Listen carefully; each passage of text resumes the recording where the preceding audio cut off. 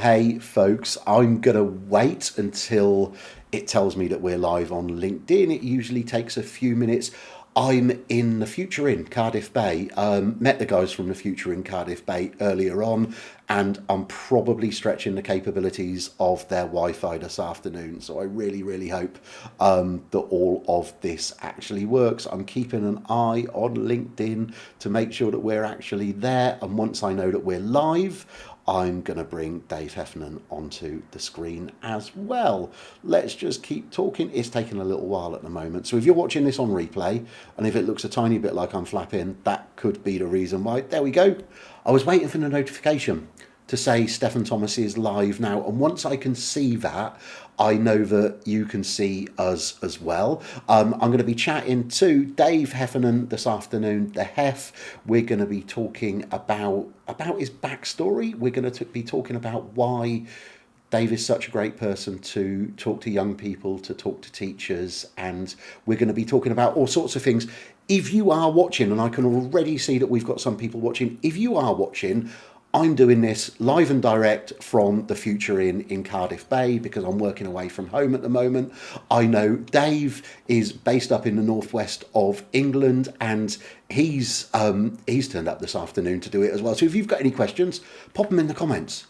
We would absolutely love to spend our time this afternoon answering your questions. I am going to bring Dave on screen right now because I've waffled to warm this up, and I'm going to say good afternoon to Dave Heffernan. It's lovely to see you. I'm sort of a bit amazed this worked, whereas I've got everything balanced in front of me in a hotel room, Dave. So thank you ever so much for turning up this afternoon. No, that's fine. I'm looking forward to it. It's twice in a week now. I've met you, one virtually and one face-to-face. So I'm looking forward to this.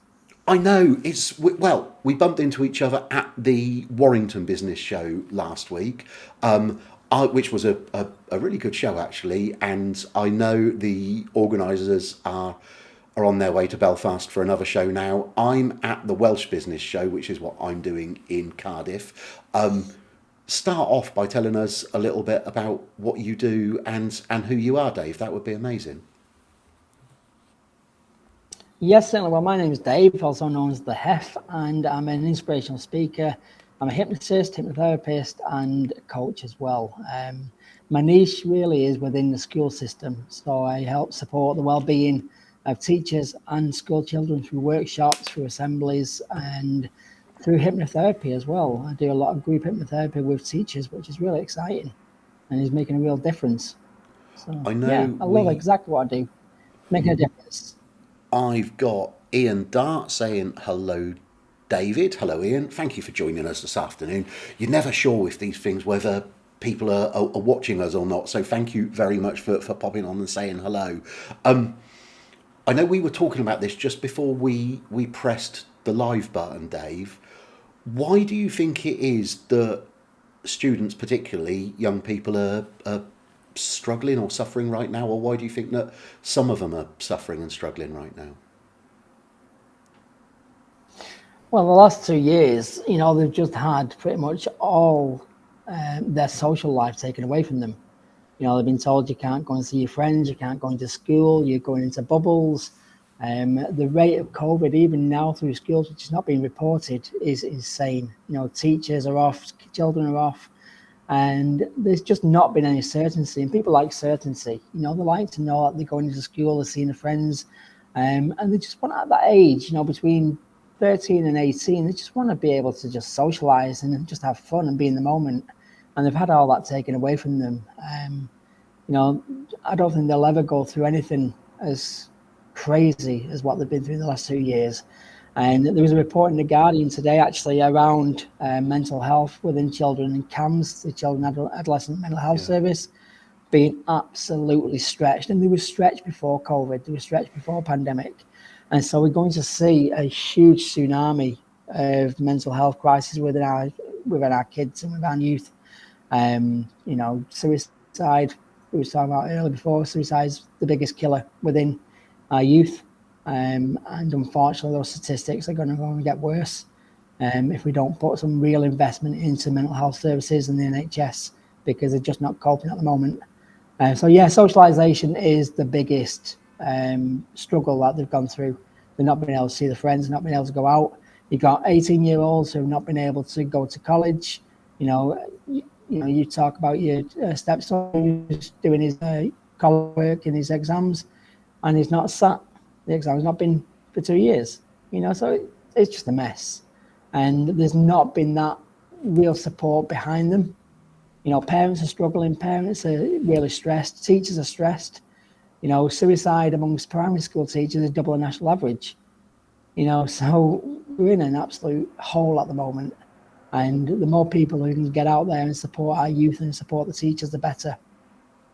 The statistic you've just told me about primary school teachers, I had no idea. I've just brought it up on screen, Raj. Thank you so much for joining us this afternoon. I think it's a lot of us don't like change, do we? Or we get used to change. But it seems to me that young people have had so much change thrown at them, with things changing pretty much every week. It's actually my son, my youngest son, he's going to be doing his A-levels very soon, in a few weeks' time, literally, and he didn't sit his GCSEs because that year group didn't sit their GCSEs. So as well as the socialisation, I talking to people, I mean, just the stupid things that we used to do when we were both at school, Dave, like watching what other people are wearing and that sort of thing, and understanding fashion, and people just haven't had that environment, have they? And for people a very lot younger than me, not being able to date must have been a deal as well. Just at that sort of late teen period where you're looking to find someone, that must have been a big challenge for people. Definitely, as well. We're living in a technological world now where people are communicating more within social media, but there's still a lot to be said about face-to-face. And as you say, dating, that's when you start getting to know your personality, getting to know who you are. When you're going out, actually meeting people, meeting girls, meeting boys, whoever it may be, that's natural. And so to have something so basic taken away from you like that, is cruel. It's horrible. But one thing that interests me more is, children do what we say, what we do, not what we say. As parents, as guardians, we always say, don't be stressed, don't worry about it, things will work out and what have you. But then the parents are stressed, and the children ultimately do what we do, and they look up to us, they look up to the adults as being their guides, as being their role models. And so when you're saying one thing but acting another way, it's going to be the way you're acting that they're going to follow. And I'm very mindful with my own children about this. I remember a very quick story. When we had our first lockdown and the schools were shut for a good couple of months and everybody was homeschooling. And it's amazing how quickly we started appreciating teachers at that point, because before that, we just thought they had it easy, and that's one of the biggest complaints we get now when I speak to teachers. And we realise just how much teachers do. And my youngest son, my 11-year-old, was really struggling. He had real bad anxiety. And I made a decision pretty quickly that he was going to be staying up, as with my other child as well, until we go to bed. Because at the core, children just need to feel safe and secure.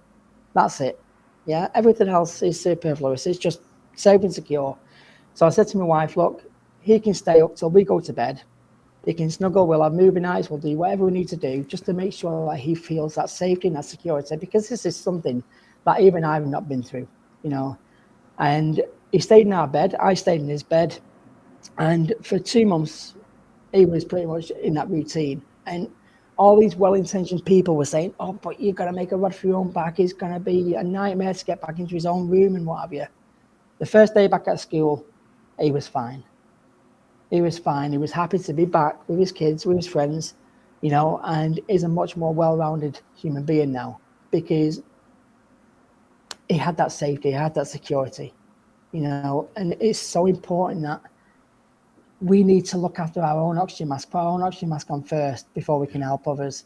And too many parents out there, understandably so, but too many teachers out there are really struggling. And unfortunately, the kids are the ones in the middle of it all who are just soaking it all up. And that's why we've got huge mental health issues within our kids now, because the people around us, around them, sorry, are struggling, you know, and so they're just soaking that up and just doing what we do, not what we say. It's very easy to say to a child, don't stress, when you're running around like a headless chicken. Oh, adults have had So their do what own, exactly you do.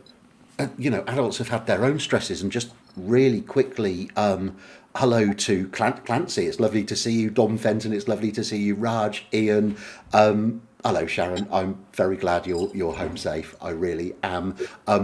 If you're watching, I'm talking to Dave Heffernan. If you've got any questions, put them in the comments below. We'll bring them up on screen like I have been, and Dave will answer your questions about anxiety in children, anxiety in adults, what the education system's going through at the moment. I know that just Dave just knows a ton about this. One of the things that I said to you before we went live, Dave, is that I wanted to ask you about your background, because it's, you don't just come at this from a hypothetical point of view. Your background has led you to where you are now, if that's the right way of putting it.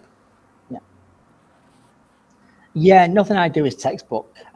Everything is through lived experience. And I have a saying, you know, everybody's hardwired to look at the negatives in life. But I always say, if you look at the positives, because there's a positive in every experience we go through.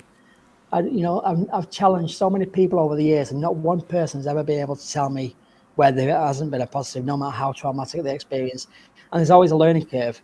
And from a very young age, I had the right people around me, the right sliding doors moments that allowed me to really soak this information up and really utilize that in my own life. And so very quickly, at the age of 5, I grew up in a very rough council estate in Salford, where Brad Burton actually lived. And it was classed in 1992 as one of the roughest council estates in the whole of Europe, which was interesting. But I grew up borderline the Salford Docks. I was born in Salford Docks, which is now Media City with BBC Okay. and ITV. And it was a wonderful place. I feel so blessed that I can remember the docks as a working docks. I genuinely feel so blessed, because I used to go over there as a child on my own. Used to cross over Trafford Road and I'd sit by the dock office watching the ships coming in and all the workers going about the business. And that was my first real introduction to mindfulness without even realizing it was mindfulness. I just get lost in the moment, and it was amazing. I learned some incredible words, by the way, which I shouldn't really repeat on live. But it was just a magical place. It was a genuinely magical place. But at 5 years old, I went to a Catholic primary school, and the priest came over to my class, took me by the hand and took me to the church and said, Dave, you're going to be an altar boy. Now, at 5 years old, I didn't really have a clue what was going on, but I was quite a good reader at that age, believe it or not. I had a reading age of 9, which was incredible. And he said, tomorrow you come in and you're serving your first funeral. At 5 years old, I served my very first funeral. And between the age of 5 and 8, I'd served over 400 funerals, which is not normal. You know, Ofsted and social services would be involved now. And what I learned from there, because at 8 years old, adults would sit next to me, just pour their heart out. They needed an outlet. And I looked like the Milky Bar Kid. He had black National Health glasses. He had the beautiful blonde hair. And I genuinely looked like the Milky Bar Kid. And so I must have had one of those faces that people were drawn to. And all I kept on hearing was the words, I wish I, or I wish they. And it was just regret. And I didn't really understand what this word meant, but I knew it was toxic. And it terrified me. And I went to the priest at 8 years old and I said to him, how do I live a life with no regret? Because this is terrifying. Because I saw the pain etched on these people's faces when they was talking about missing the opportunity to say sorry or not spending more time with that person before they passed away. And the priest, rather than slap me and say, go away, he sat me down and said, Dave, to live a life with no regret, you need to make peace with your decisions immediately, both good and bad. And I remember walking out that church, just shaking my head, absolute psychotic, saying, no regret, no regret, no regret. And it had a massive impact on me. And every person that I work with now, at the very core, is, it sounds morbid, but I don't ever want their last breath saying the words, I wish. I sit here now with no regret whatsoever. If I passed away now, it wouldn't be, I wish, it would be, thank you, with genuine gratitude, because I've made peace with everything. All the people I need to forgive, I've forgiven, and it had a huge impact. So moving forward, that, you know, in the space between the age of 20 and 40, supported than 2,000 people who have been suicidal. And I always say there's a positive and a learning curve in everything we do.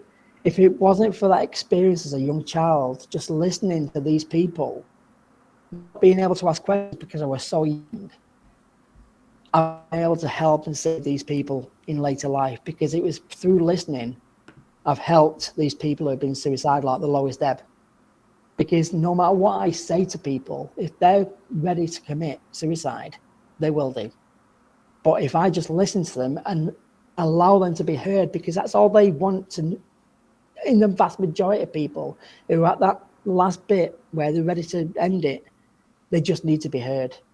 And too many people are terrified of saying the wrong thing. You can't say the wrong thing, but you can just sit there and listen and let them have that space where they're not judged. And that will save more people than you will ever realize. And that's all I've ever done, is allowed people that space just to hear and be heard.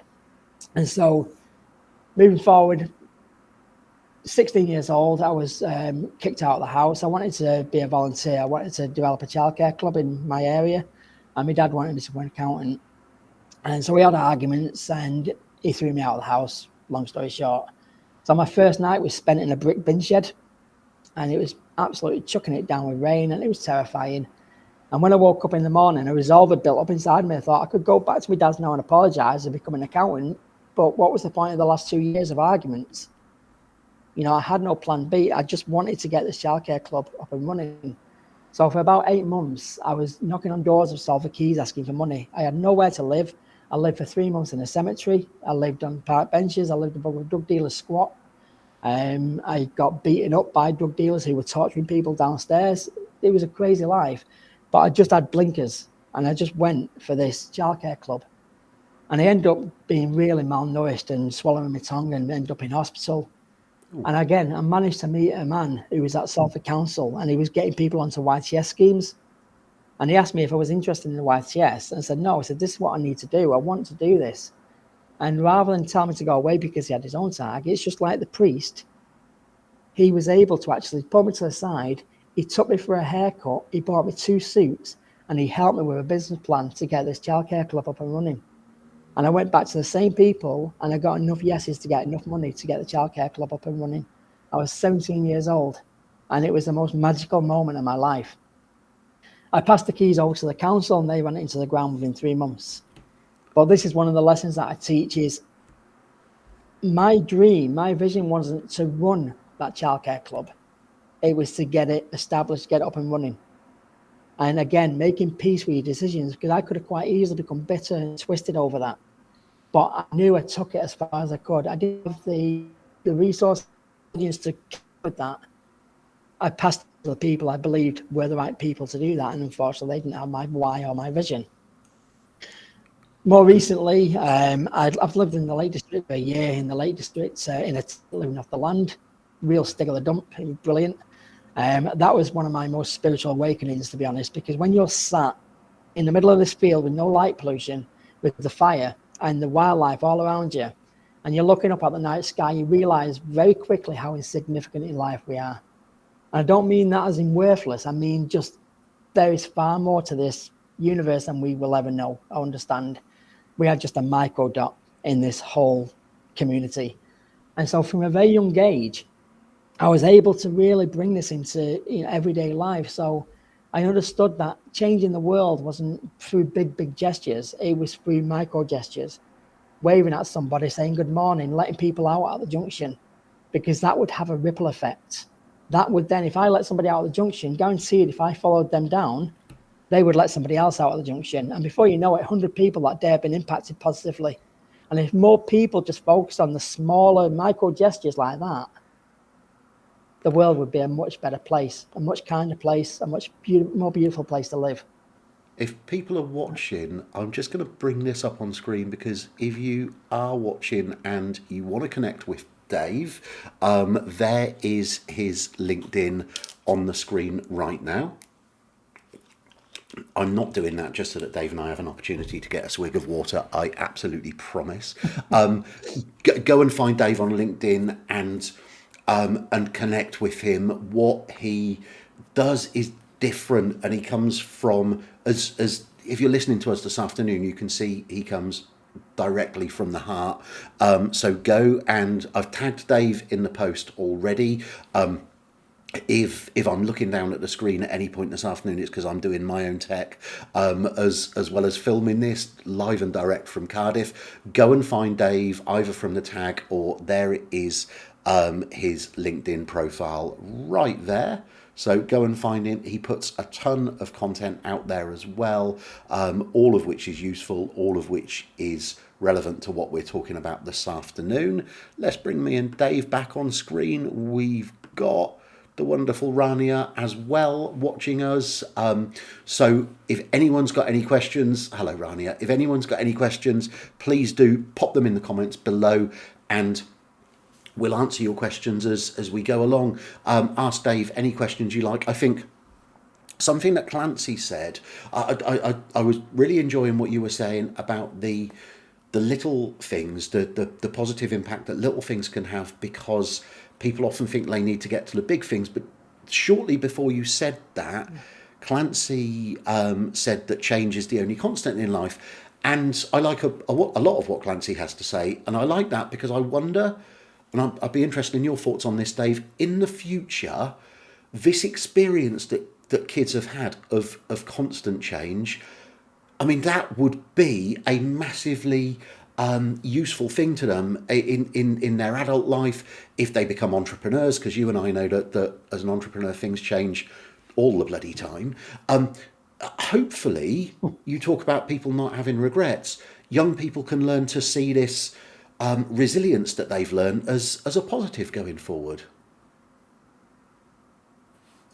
Everything that the children are going through at the moment is a solid foundation to be more resilient and more empowered. As I say, if people have the right role models in place, and this is why, I'm so passionate about what I do within schools, if they have the right role models in place to allow them that freedom to actually focus on where the positive is, where the negative, where the learning is, and not focus on the negatives. One of the things I always hear is, I don't agree with it. We say, don't look in the rearview mirror. You're not going backwards. Yeah, you're not going backwards. Keep moving, keep going forward. And I'm obsessed with Mount Everest, absolutely obsessed with Mount Everest. And the mountaineers have a saying when they're climbing Mount Everest, they say, when you're going backwards, you're still making progress. Because in order to climb up to the summit of Mount Everest, you need to go camp 1, base camp, camp 2, back to base camp 3, back to base camp 4, just below the death zone. You can see Hillary's Step and you can see the summit, and you're like, oh, we're getting there. And then you come all the way back to base camp again and stay there for nearly a week to then push on to do the summit. Now, that must be absolutely soul destroying to get so close to where you think you're going to be and need to be. You've been dreaming of getting to the summit of Everest, and then you've got to climb thousands of feet back down through treacherous conditions just to sit. But the mountaineers use that time to reflect, to see where they went wrong, to see what they can put right, to get the right tools ready, to give them a solid foundation to acclimatise, to make sure that they've got everything in place to go for the final push and get to where they need to be. So I always look, when I'm going through adversity or when I'm going through dark times or hard times, I always say, what? I think about this mountaineering saying, yeah, I'm not going backwards. This is a time to reflect. This is a time to see, what are the positives, what are the learning curves. I don't put any energy on stuff that's outside of my control because I can't control it. It's just wasted energy. And like on the mountain, you need as much energy as possible to be preserved. And this is all they're doing. So if we can just teach our young children to just not worry about having to constantly move forward, because that's where the anxiety is. When you're constantly trying to push through the barrier, yes, there's some logic in that, but sometimes when you're going backwards, people then straight away go into the negative. I'm not getting to where I need to be. But that is the best place where you need to be at that time. Just focus on what you can control, focus on the positives, focus on the learning curves, and I guarantee you'll be at that summit where you need to be. This is a brilliant opportunity. How many people in the first lockdown or second lockdown started realizing that, oh my God, there's a woodland or there's a forest near where we live. I didn't realize that. And they started appreciating, because they only had an hour's exercise, they started appreciating what exercise can do for them. You know, now there's a lot of people who've forgotten about that and gone back to their old way of living.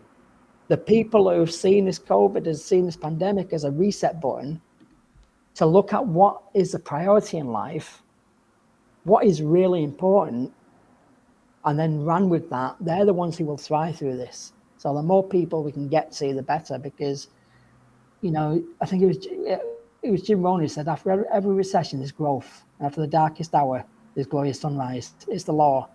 So whenever you're going through a dark time, I always say to myself, you know what's on the other side of this? There's glorious sunrise. So let's get to that. What do we need to do to get to that glorious sunrise and see it? And that's what I do every single day. I walk the walk, just talk the talk.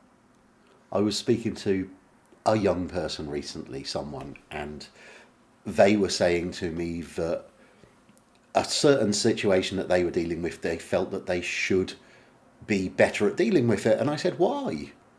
I said, as it goes, the situation that you're describing, I ain't that good at dealing with myself. But at age 52, I've just worked out that doing that isn't my natural skill. I've got other skills in different directions. So I roll with that. And I think it goes on from what you were saying earlier about Everest and moving backwards to move forwards. One of the things that I talk about a lot in business is failing to succeed. That if you don't put stuff out there, some of which might fail, you're less likely to succeed at it.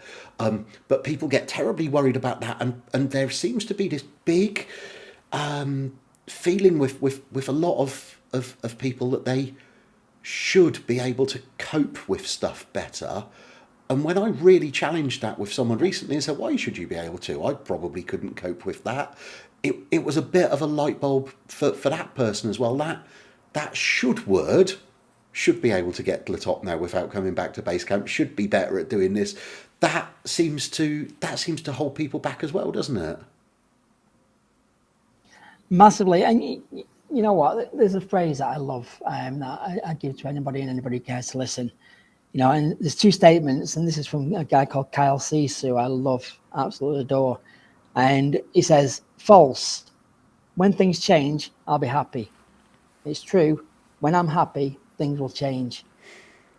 Even if you're going through the hardest of times, there is always something to be grateful for. There is always something that you can emotionally attach yourself to, that gratitude. And the way the brain works is it will find, once you've connected what you're thinking to what you're feeling, the brain will offer opportunities for you to feel and think that way even more so. I always talk about if you're buying a new car.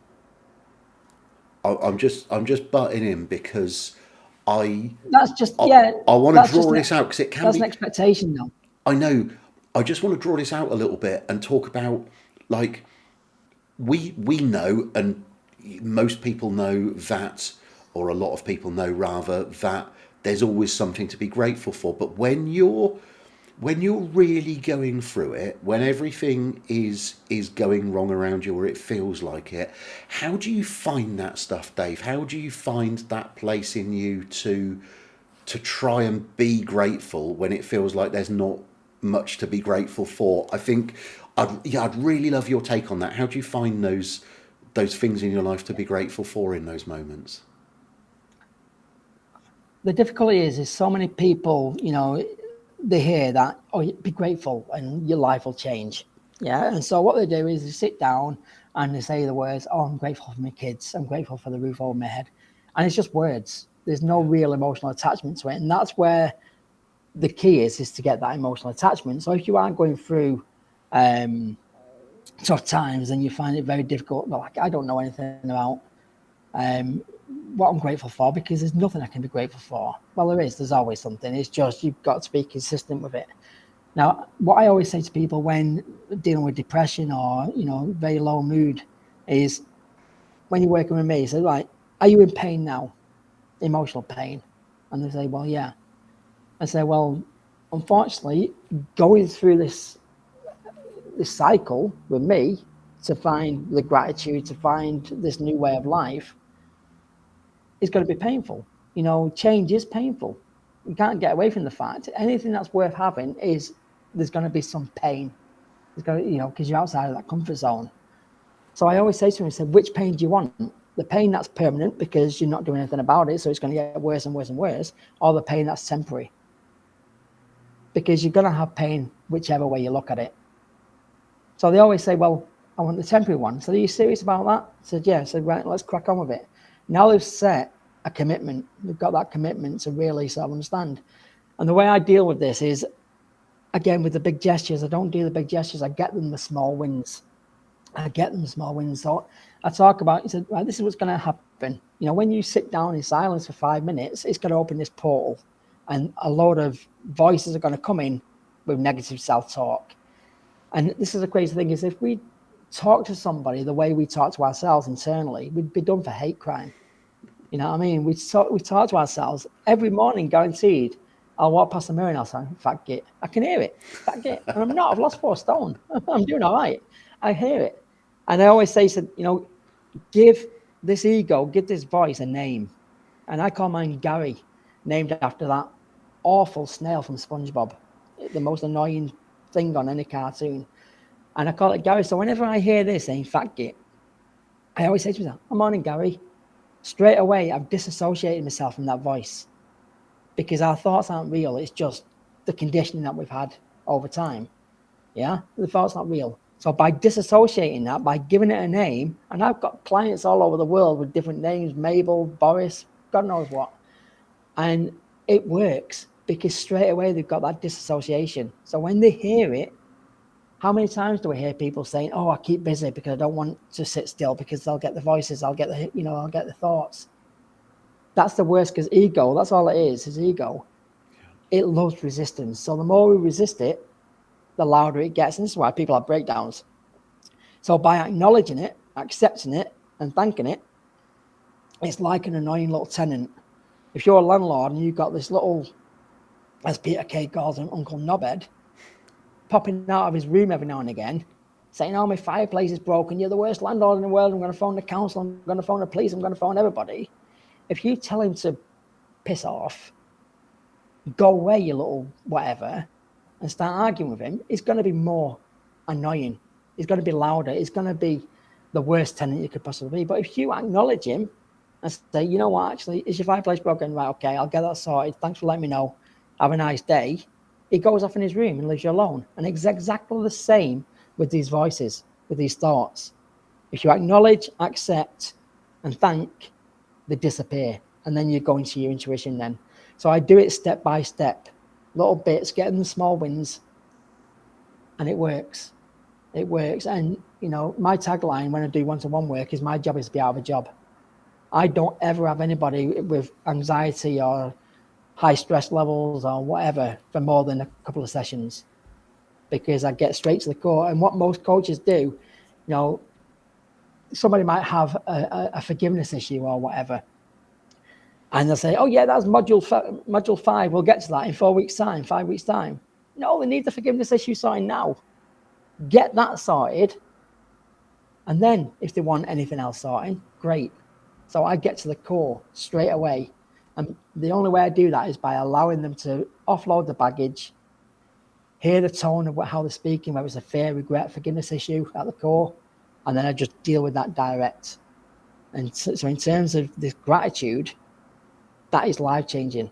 If you can get that emotion attached to the gratitude, and so the key is too many people don't get told what to expect when they do this. You know what I mean? People talk about the law of attraction and they say, well, I said I was grateful for my kids, but you didn't get the emotional attachment. So spend 5-10 minutes before you go to bed, just write it down so it's dumping out your brain onto a piece of paper and spend a couple of minutes just really embracing that gratitude. It'll be hard for the first week or two. Of course it will, because it's a change. But like any habit, it gets easier over time. So you just got to push through that pain barrier. And if you have a wobble, it's just like the mountaineer and you're going back, reflect, where could I go better, where could I go wrong, and go back to it. Don't put pressure on yourself. And I've had a ridiculous amount of people who've changed their life just by doing this simple change.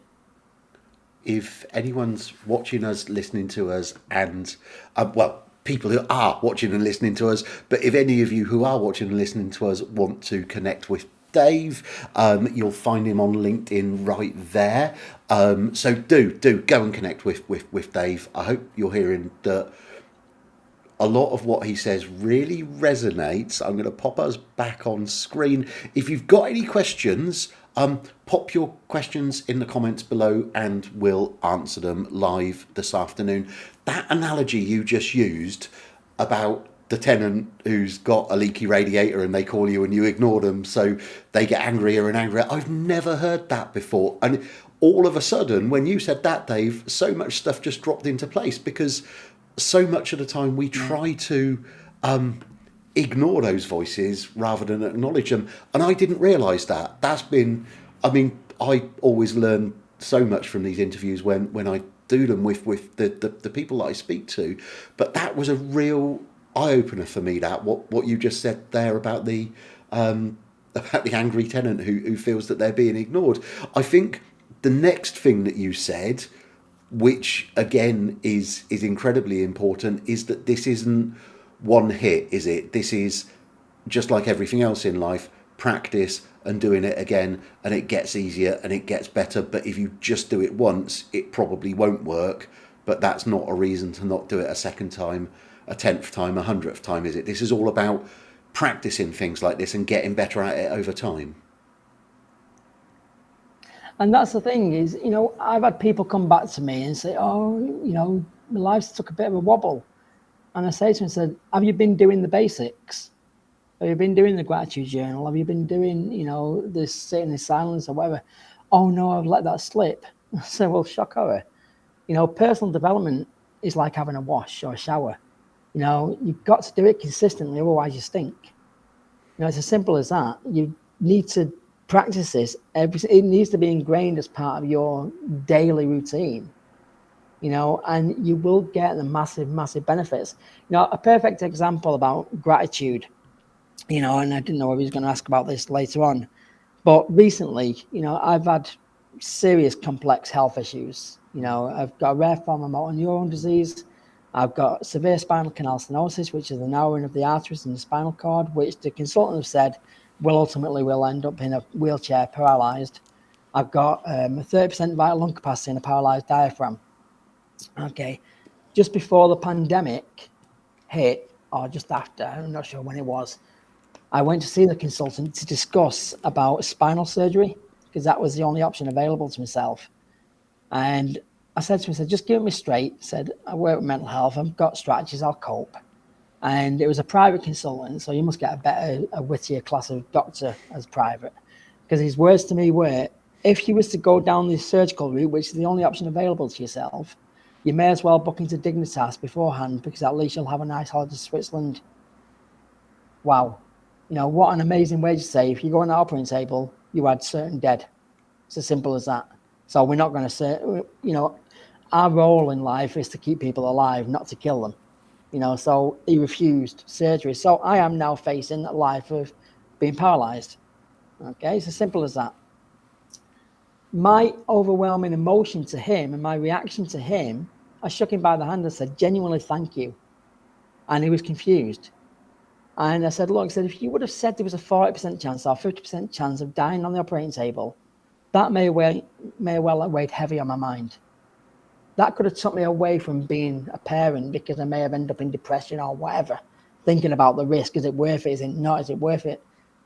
The fact that you said 100%, I don't need to think about that. It's beyond my control. So now the fact is, everything that I do is I want to be a positive role model to my children. It's as simple as that. When I go, I want them to have the empathy that I've got, to the understanding of the world that I've got, and to be able to change people's lives by just being decent human beings. I can't. I said, you know, I can still be a positive role model to my children in a wheelchair, but I can't be any kind of father on a mortuary slab. Why the hell would I not be grateful? And he just shook his head and said, I've never had a conversation like this. I said, well, you've never met me. Now, that's took me 30 years to get into that ingrained reaction. You know, this is not an overnight, oh, look, I've just done a gratitude journal, look at me. You know, this is looking at as a speaker, I've had to go through every experience that I've gone through and really micro sort of analyze it to find the lessons and everything else. So I've been quite blessed in the fact that I have seen all the positives with every situation I found, and I found all the learning curves. So it's allowed me to be grateful. And since that point, I've done a virtual Mount Everest challenge. So I've walked 49 miles, a distance of Mount Everest and back camp. I've just finished the Great Wall of China. I did a skydive. I lied on papers because they said, "Have you got any back issues?" No. But skydiving is just one of those things that I just love. And I'm playing disability football for Witten Albion week. It's just incredible. And somebody asked me recently, said, "Why are you doing this when it's just going to bring the wheelchair closer and closer, quicker and quicker?" I said, because I don't want to be sat in that wheelchair thinking when my legs were working, I didn't do what I needed to do. It all comes down to regret. I'm not going to have, when I sit in that wheelchair, there is not going to be one single iota of regret in my life, in my mindset. I'm going to squeeze everything. While my legs are working, while my back's working, I'm going to squeeze, as Robin said in Dead Poets Society, the marrow out of life. It's as simple as that. And so that's gratitude. And that is the level it can get you to. I've got a keynote called Dead Man Walking. And I talk about this in more detail. But it's just, we can always be grateful. There's always something to be grateful for. My wife lost her shit over it. She was like, "Oh my God, yeah." Well, that's for her to deal with. You know what I mean? I can only control my mindset. I can support her through it, but it is what it is. It sounds cold, but I know my kids. My 11-year-old said 2 years ago, he actually said to me, he said, "Dad, if you died today, I wouldn't be bothered." He was 8 years old. And I said, "We need to flesh this out because I have got contacts within social services. I can get you adopted. We need to flesh this out a bit." And his words were, as an 8-year-old, he said, "No, if you die today, you've done enough." Oh. 8 years old. 8 years old. Amazing. And empathy matched by a few. Yeah. And empathy matched by a few. Kids do what we do, not what we say. And that is so damn important for any parents listening to this. It is so important. You may feel like you're doing a good thing, all well-intentioned by saying, "Don't stress, don't do this." But if you're going through the mill and you're stressed and you're anxious and you're in pain, the kids will pick up on it. Yeah. So please get the support you need, whether that's through me or anybody. Just get that support you need. Do you know what, Dave? I'm going to actually, on that note, I don't think we can top that, to be honest. I don't think we can top what you've just said there. So I'm just faffing around with some stuff here. There's Dave's contact details again. I have hugely enjoyed talking to you this I've talked to you a lot over the years, but I've really enjoyed digging a little bit deeper this afternoon as well. There's us back on screen. So look, people who are watching, and I can see quite a lot of you are now, do please go and connect with Dave. I think Dave and me will have more conversations about this. So much of the analogies that you've given, I can see why you're so relatable to school children and to adults, of course, because you've made all of that so understandable for me this afternoon, Dave, with the analogies that you use.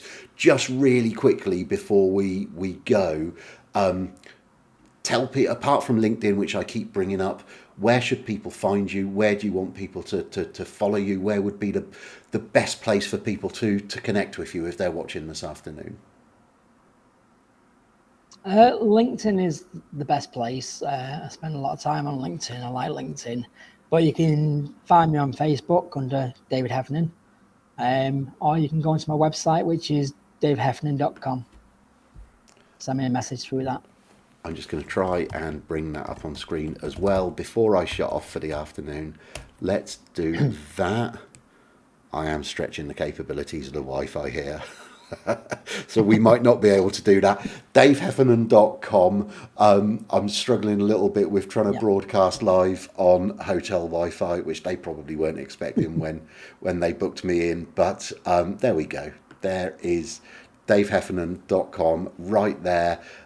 showing Dave in some of the places that he speaks.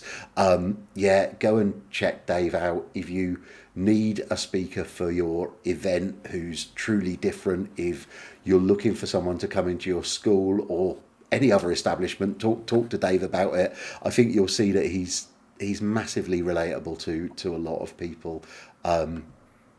Dave, thank you for spending some time with us this afternoon. I've really enjoyed talking to you, and I know that the people listening will have got a load out of it as well. So thank you.